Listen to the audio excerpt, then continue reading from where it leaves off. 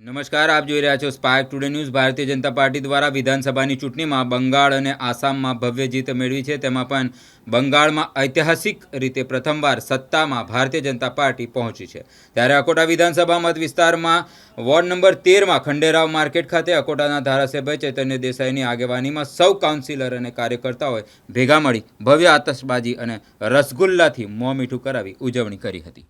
એક અઠવાડિયા પહેલાં વોર્ડ નંબર 13માં પણ છેલ્લા 15 વર્ષથી કમળ નહોતું આવતું અને પ્રજાએ જે પ્રેમ અને આશીર્વાદ સાથે કોંગ્રેસ મુક્ત વોર્ડ નંબર 13 કર્યો અને કોંગ્રેસ મુક્ત વડોદરા શહેર એ પ્રમાણે પશ્ચિમ બંગાળમાં પણ આજે ભવ્ય વિજય સાથે કોંગ્રેસ તેમજ ટીએમકે જે છે મમતા બેનર્જીનો ગરબો ઘેર કરી અને પ્રજાએ જે વિકાસ પર જે મૂક્યો છે તે બદલ આજે અકોટા વિધાનસભાની સમગ્ર ટીમ આજે માર્કેટ 4 રસ્તા ભવ્ય ઉજવણી કરી રહી છે। આજે રસગુલ્લા વધારે મીઠા લાગી રહ્યા છે અને ઝાલમુડી વધારે ટેસ્ટી લાગી રહી છે।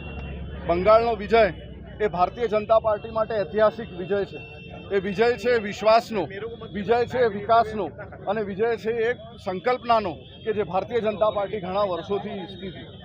જે પ્રમાણે અમિતભાઈ શાહ સાહેબ, આદરણીય નરેન્દ્રભાઈ, જે પ્રમાણે ભારતીય જનતા પાર્ટીના હજારો કાર્યકર્તાઓએ ત્યાં સમયનો બલિદાન, ત્યાં શ્રેષ્ઠપણે જે કામગીરી કરવાની વાત કરી છે એને લોકોએ સહર્ષે સ્વીકારી છે અને સોનાર બંગાળનું જે સપનું આદરણીય નરેન્દ્રભાઈએ જોયું છે આજે સાકાર થયું છે અને એના ભાગરૂપે આજે ઉજવણી અકોટા વિધાનસભાની અમારા લોકલાડીલા ધારાસભ્ય ચૈતન્યભાઈના નેતૃત્વમાં અકોટા વિધાનસભાની આખી ઉજવણી અહીંયા થઈ રહી છે।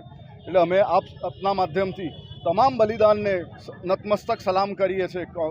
બંગાળમાં ઘણા બધા અમારા કાર્યકર્તાઓએ બલિદાન આપ્યા છે। ગુજરાતમાંથી પણ ઘણા બધા કાર્યકર્તાઓ કાર્ય કરવા માટે ત્યાં ગયેલા। એ લોકોને પણ અમે ખૂબ ખૂબ અભિનંદન આપીએ છીએ। આખા ભારત વર્ષને અમે અભિનંદન આપીએ છીએ। સૌને ભારત માતા કી જય, વંદે માતરમ। આજે બંગાળના ચૂંટણીના જે કાઉન્ટિંગ હતું અને એની અંદર ખૂબ ભવ્ય રીતે ભારતીય જનતા પાર્ટીની બધી કેન્ડિડેટ જીત્યા છે અને આમ ત્યાં સ્મરણ કરો તો 2021 જેમાં 70+ માંડ બીજેપીને આવી હતી અને 200થી વધુ તૃણમૂલ કોંગ્રેસની આવી હતી અને આ વખતે આપ જુઓ તો આખું પિક્ચર બદલાઈ ગયું છે। આજે 77+ કે 70+ તૃણમૂલ કોંગ્રેસ થઈ છે અને ભારતીય જનતા પાર્ટી 200+ સીટ આવી છે। સ્પષ્ટપણે એમાં દેખાય છે કે ભારતીય જનતા પાર્ટી તરફનું જે વલણ છે લોકોનું, કે આકર્ષણ છે, કે જે પ્રકારે ભારતીય જનતા પાર્ટી 2014ની સતત